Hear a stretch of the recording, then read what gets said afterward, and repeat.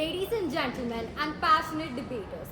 Welcome to today's panel discussion on a topic that has been echoing through the corridors of history.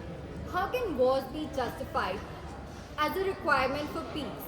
In a world where conflict is inevitable, our distinguished speakers, panelist number 1 Navaneethan, panelist number 2 Anirudh, panelist number 3 Artham, and panelist number 4 Sheril are here to explore the complexities, the moral dilemmas, and the strategic considerations surrounding these contentious issues.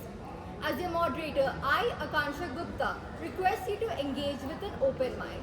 Now, I request panelist number 1 Navaneethan to give his opening statement. Good afternoon, everyone.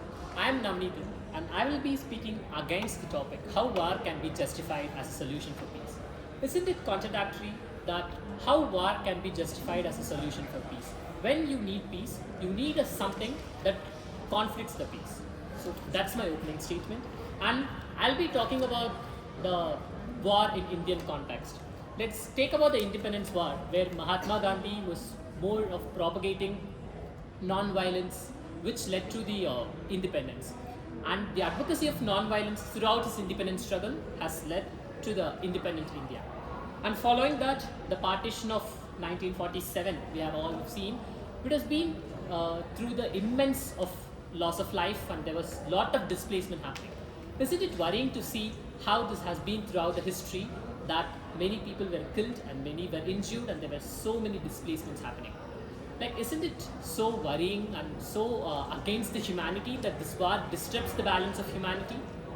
And talking about the Indo-Pakistan war, again, loss of life, economic setbacks, and prolonged community issues. And to set the context of today, there have been many instances where that war cannot be justified as a solution for peace. For example, maybe the Hindu-Muslim issues, and then the Tamil Nadu Kaveri water dispute issues. Like, there has been so many disputes happening around, but where is the solution? Like, when you say that war can be justified as a solution for peace, there have been many disputes happening around and violence were happening around, but is the solution arrived? Did we get to the conclusion? No. So there are instances and there are possibilities for non-violence to be propagated as a solution for peace, and that's my opening statement. I rest my speech with that. Very valid and interesting comments. Thank you, Navaneethan. Now, Anirudh. My name is Anirudh, and I'm going to talk in terms of historical precedents.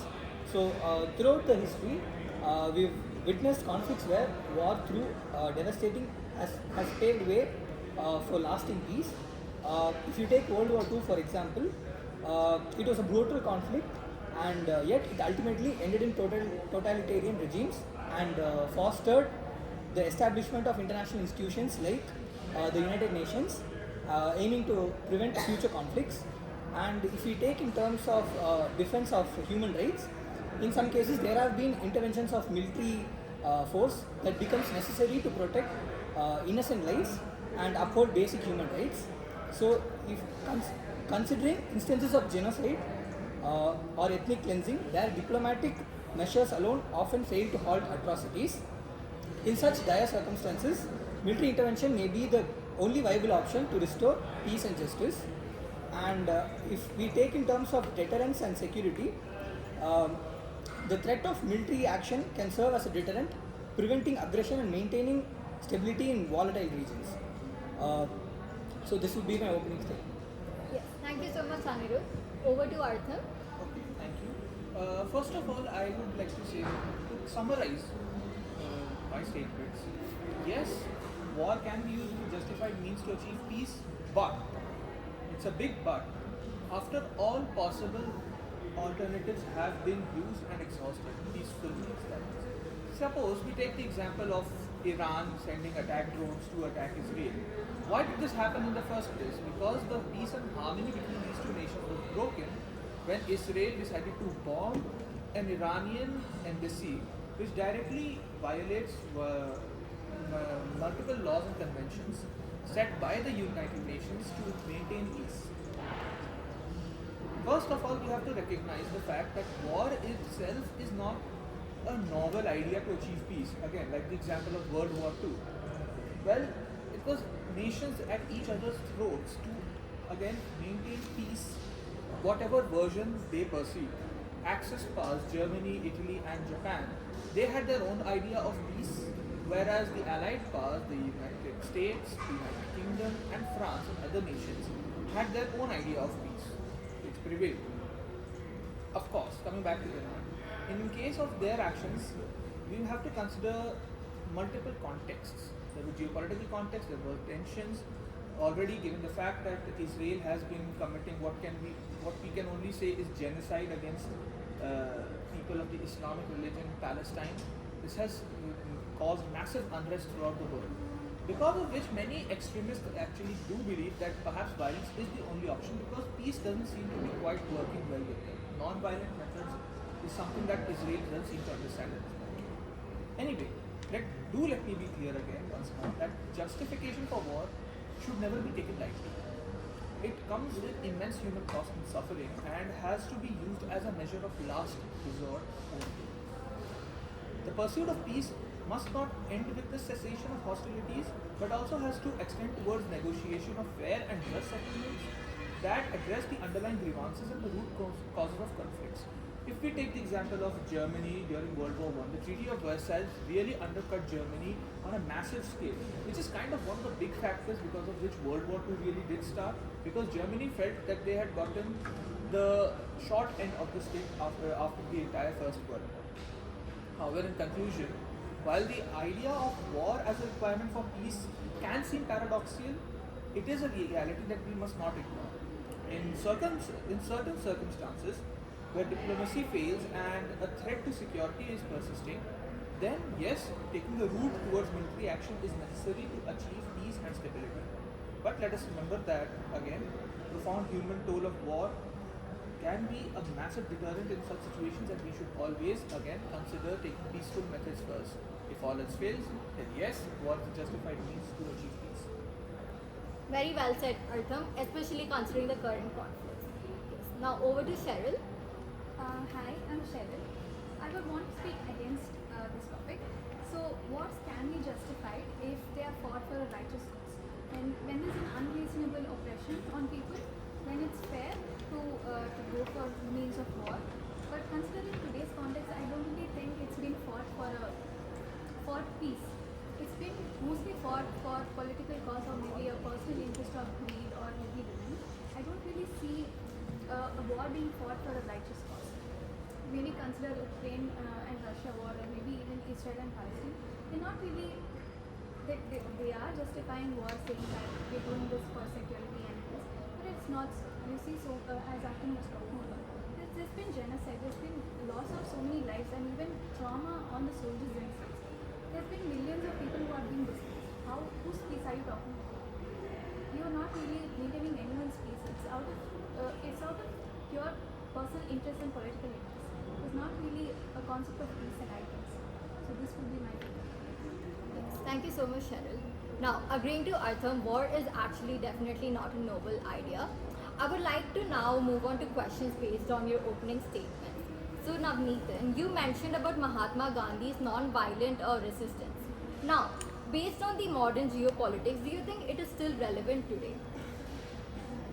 I think we can make it relevant today, but considering the independence struggle, when Mahatma Gandhi was advocating for non-violence, many were disagreed with that, but still it was possible. The ways of dialogue, understanding, and mutual respect, it was possible at the end. And if there is no way of considering it for today, and that's the main thing that we're not looking into it. Whenever something happens, we're looking for military actions and all. Why can't we sit and resolve problems? Why can't be peace building cannot be a solution? Whereas India has been taking active role in UN's peacemaking effort, which is a commitment to global peace and security. Why can't we a solution for the geopolitical situation now? Very good. Thank you for the excellent comments. Now, do you think that the global communities has learned from the examples to prevent future conflicts? So while history does offer examples of war leading to eventual peace, it's uncertain if the global community has consistently learned from these instances. While some conflicts have indeed resulted in lasting peace treaties and reconciliation, Others have led to ongoing tensions or even ongoing tensions or even like new conflicts. So learning from history requires careful analysis and adaptation of new strategies that needs to be implemented to prevent future conflicts. But it's like very complex and like it's an ongoing process. People have still not figured out how to do it yet. So I feel like it depends on various factors such as geopolitics, ideology, and individual leaders' decisions. Thank you so much, Anirudh. I really agree with the point that analysis should actually be one of the major points. Okay, now coming on to Artham. So you mentioned that war should be the last resort. So my question for you is, what are the preventable methods, in your opinion, other than the wars, Okay. to maintain peace? That is. See, now there are multiple ways a nation can achieve peace without resorting to war.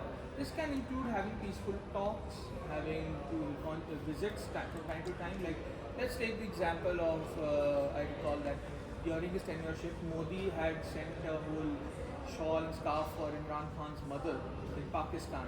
So, peaceful acts like this to show that yes, in fact, we are having a moment of peace and so on and so forth can be one of the viable ways, at least for modern times, to maintain peace by using peaceful non-violent methods. Again, other than that, like I mentioned, conferences, talks, and of course involving the United Nations whenever possible for whatever kind of situation that may arise. That's roughly, I think, all that covers your peaceful methods to prevent war. And how feasible do you think it is in terms of the cultural differences, the religion differences between the countries? Okay, now this depends upon nations. Now, if we talk about in context of Israel-Palestine or India-Pakistan, the kind of gap that has been created inter-religion-wise is a bit much to be covered in just a short span of time. This is erosion that has happened over decades and centuries. So again, if we are talking about proper peace between nations such as these, it's going to take some time, frankly speaking. It's going to take a lot of time and a lot of peaceful efforts to reach peace that is mutually agreed upon by both nations of these. That's all I have to say about this. Yes, thank you so much, Arthur. Now, Sheril, you mentioned that wars are actually mostly not fought based on the justice basis. So, if wars are not fought for peace, do you think every war that has occurred has been based on the injustice? I don't think all the wars are being fought on the basis of injustice. If like I have to give you certain criteria, telling like what would be justifiable, I would say wars must be first of all openly declared, giving a proper clear statement of what the righteous side is. And secondly, agenda for a war must be free from any political or economic pursuit. It must not be even from a personal pursuit of authority or maybe even greed or revenge. Thirdly, the decision for a war must not be a single person's decision. It must be what the people want, because ultimately you're fighting for their peace. It's not your own peace alone, it's a collective peace.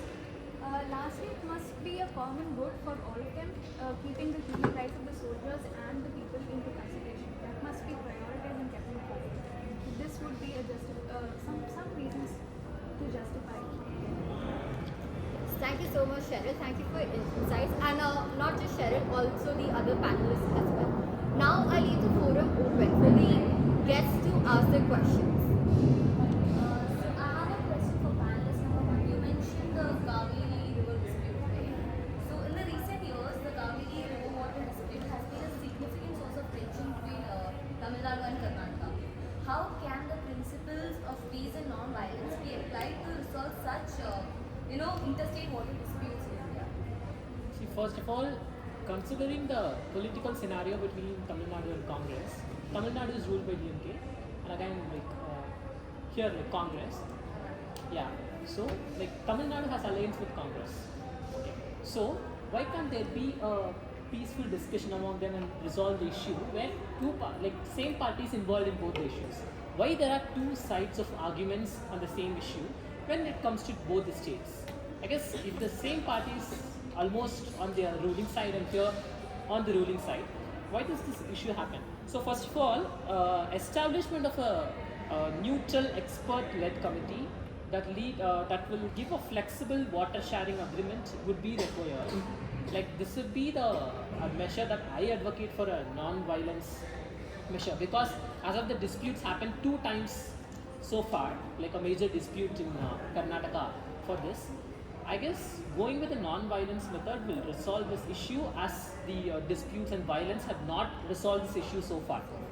So I think the political involvement and peacemaking sessions, as Artham told, conferences and peace-building sessions will help resolve this issue, rather than the requirement of a third dispute again in Karnataka of attacking the Tamil Nadu people here. So that's my point of view here. Yes, thank you so much, Aparna, for your question. Who would like to go next? I would like to ask that. Yes. So, like, my question is, how can media actually balance its role in reporting a conflict without becoming into a propaganda, without making it a propaganda stunt? The media must adhere to the principles of accountability, adherence, and they should adhere to independence, and they should ensure that the report, whatever they report, is verified information, and it's from multiple perspectives and not just one perspective. And if you take ethical journalism, it's it involves the critical questioning of official narratives, and questioning of avoiding sensationalism, and they should humanize all the sides of the conflict. And I feel the media organizations can also promote peace journalism and focus on solutions, reconciliation, and the human cost of human conflict, because there has been a lot of human loss of human lives in a lot of conflicts and war and that. So they should specially train journalists in conflict sensitive reporting, how they should report conflicts in a way that it does not trigger anyone or it's not offensive to anyone. And there should also be public awareness in media. There should be public awareness in media, and people should also have media literacy. So they should implement media literacy in education system, so people they know what they have to do, and all these crucial steps they help in achieving this balance. That's pretty much about it. Yes. Thank you so much, Gauri. Do we have another question for the panelists? I have a question for me. So, what do you think that can war lead to peace? Like, does war justify peace? I want to know your take on this statement. Again, like I have mentioned previously in my speech, yes, but it is circumstantial. However, if you're asking for my personal opinion, I would say yes, definitely. It can lead to peace. Like, taking the example of World War II. Let's take a more specific example within World War II, or towards the end, when we had the bombing of Hiroshima and Nagasaki. Think about the entire context, about how Japan was refusing to surrender and give up, and they were given repeated warnings that if you do not, we will be forced to take drastic measures. That was the statement given by the United States. Since Japan did not listen to whatever statements were being made previously, the United States didn't have an option at all but to drop the bombs, so to speak, quite literally actually. They did drop the bombs, and they did bomb the two major cities within Japan, which did finally send the message across, stay down, final warning. And yes, Japan did give up. So yes, again, taking this example into consideration, and there are many more like this, by the way. Many more examples which will have the same story running through and through. War can justify peace if it is achieving. If there are all your other methods are exhausted, then definitely go for it. But of course, don't make it the first option. That's my take. Yes. Thank you so much for your question. Now we have time only for one last question. Would anyone like to go? Yes, I would like to ask Sheril a question. Yes. You mentioned that war should be fought in a more righteous way, right? So how do you make sure that when a war is happening, when you reduce minimal damage to human resources or to even the citizens of that nation? Now, how do you make sure that there's a decreased loss of life and minimal damage to both parties? I first of all, the agenda must be very clear to everyone, be it the authorities or be it even the soldiers fighting on the front line. Taking the example like how they could take measures, it comes from the agenda itself. when you have the idea in your mind that you have to keep the human rights and the people on forefront, and you have to do minimal harm, you would of course take measures for it. Say for example, we are taking about Israel and Palestine. All of us saw news where Israel had bombed some hospitals, so many children, and with so many inhumane things happening. If you have the agenda clear in your mind, of course you would prevent bombing hospitals or schools or harming children. So I think it always comes from the agenda that you must be clear on protecting the people and protecting their rights. Thank you, Sheril. I would like to thank the audience for the brilliant questions. Now, all the four speakers have made very compelling points, while few advocates for the war to justify the peace, and the others also enforce the justice. Conversely, opponents contend that the cost of war often outweigh its benefits. However, I think it is very crucial to acknowledge that peaceful resolutions through diplomacy, dialogue, for the time, we don't have time. Okay. No, wait. No, we'll edit it. It's okay. You want to stop? No, we'll just edit it. It's okay. Okay. Thank you so much, Sheril. I would like to thank the audience for all their brilliant questions. Now, I would also like to leave the forum open for the panelists to ask each other questions. Now, Navaneethan, would you like to go first? Yeah, I'd be asking panelists to a question, like where he was telling that the military involvement would rectify the issue and give peace. Wouldn't the military involvement itself will be considered as a war, where like in a larger context it propagates violence and there is a loss of life happening in there? So I want to know what is his opinion on advocating for military involvement in living peace.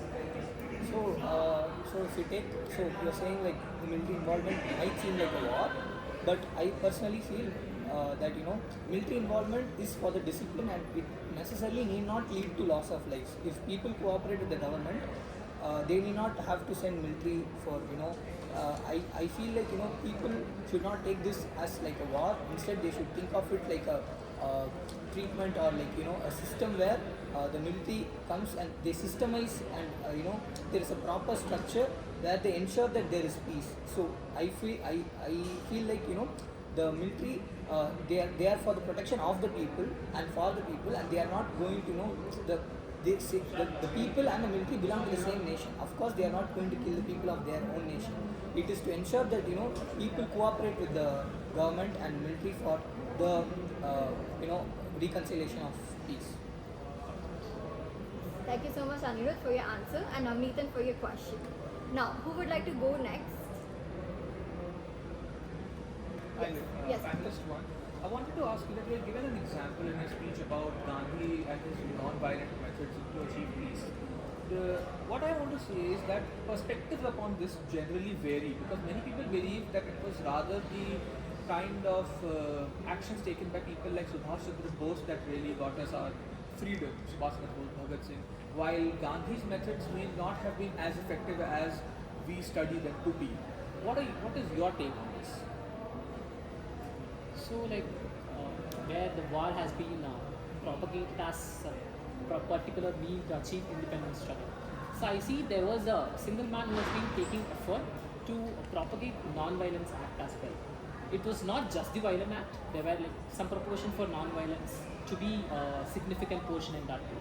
So what my point of view in the whole argument was this is, like when we can justify something violence can advocate peace, like why can't we take into consideration that non-violence method can also be considered for peace? It can be, like while I do agree with you, yes it can be, but in that particular circumstance about British occupation of India, I feel that personally, like from my perspective, I think that the more violent view, perhaps taking war as a means to achieve peace, would have been a better option as compared to non-violence, because again we are talking about the British Empire which did take over India by using violence. So why would they be so susceptible to non-violence? So from my point of view, as Sheril said, the inhuman acts that worry us much, because we have seen throughout the independence struggle, we have seen a lot of bloods throughout this struggle. So I think like even now when we talk about the independence struggle leaders, we talk about the bloods that is shed, right? So I want to remove that point of view when we achieve something. Like why it always be associated with the negatives of blood sheddings and the violence all happening. So that was my point of view when I was arguing about this non-violence. Okay, thank you. Thank you, Artham, for your question. Do we have any more questions? Sheril? Yes. I have a question for Navneet. Yeah. So, in the light of historical and ongoing conflicts of Hindu-Muslim conflicts like throughout the country, how do you propose to, foster peace through non-violence, and like how do you address these deep-seated issues? I think being like I'm talking from a broader perspective, I think education will resolve the problem for this. Because when you take a constitution, secularism is right out there, and why don't we follow that? And if you see the history, the Mughal emperors has always been shown violent. And why can't there be a normal, regular stories of like peace buildings and that? And throughout the means of education, I think everyone should be educated about how secular peace should be through dialogue, understanding, reconciliation, and that happens through course of time. It's not a like regular, it's not a immediate solution I am giving, but through these acts there can be a measure to reduce these violence in India. So that was my point of view. Yes, very well said, Navaneethan. Thank you so much, Anirudh, for your question.